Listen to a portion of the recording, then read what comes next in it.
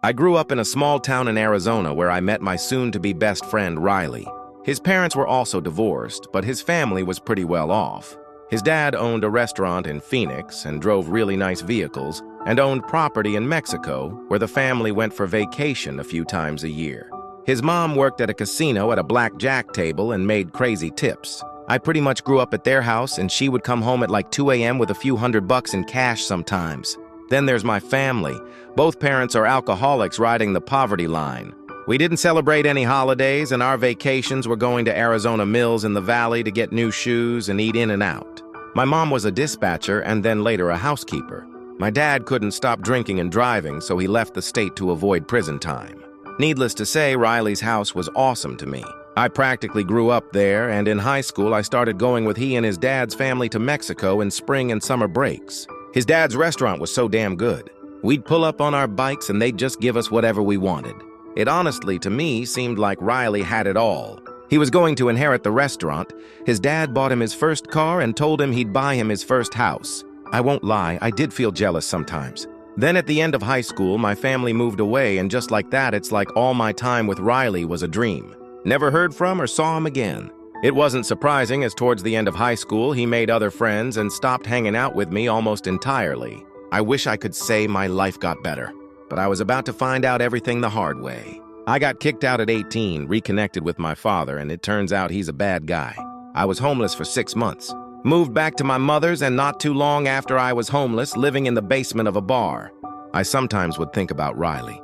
I thought that he's helping running the family restaurant, probably has a stable living situation. Maybe a wife and kids, who knows? But I knew I wasn't doing well.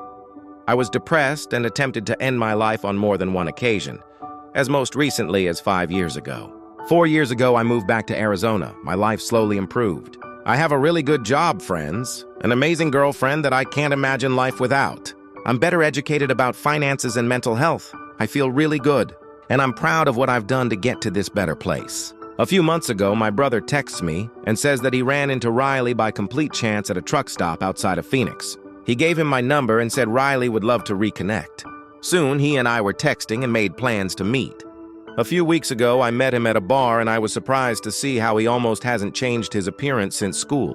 Then we start catching up, and over the course of the night, I learned that it's as if we swapped lives. After high school, he started growing weed and got caught trying to sell it. He spent a year in jail for that.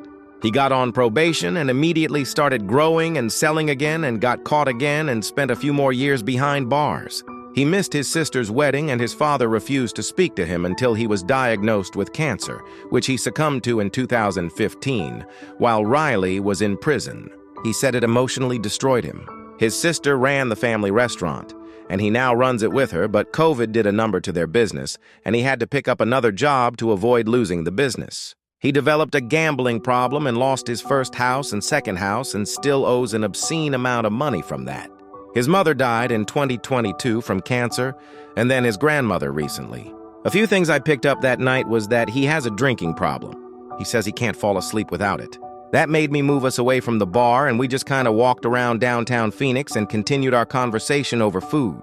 He was also oddly surprised that I was doing better than he thought I was. I almost think that he only wanted to hang out thinking my life was still such a mess, so he could feel better about his. He's basically living on the edge of bankruptcy, and the only family he really has left is his sister, and he's burned her so much that she keeps him at arm's length. And I understand where she's coming from. From my perspective, this guy had a future set up, and he pissed all over it. So that's my story. It wasn't the happy reunion I was low-key expecting, and feel awful for him. I've also decided to not pursue a rekindled friendship with him. At the end of the day, and I are wildly different people than we were 20 years ago. I don't think there's anything there, and I hope him the best. I really, truly hope he gets his shit together.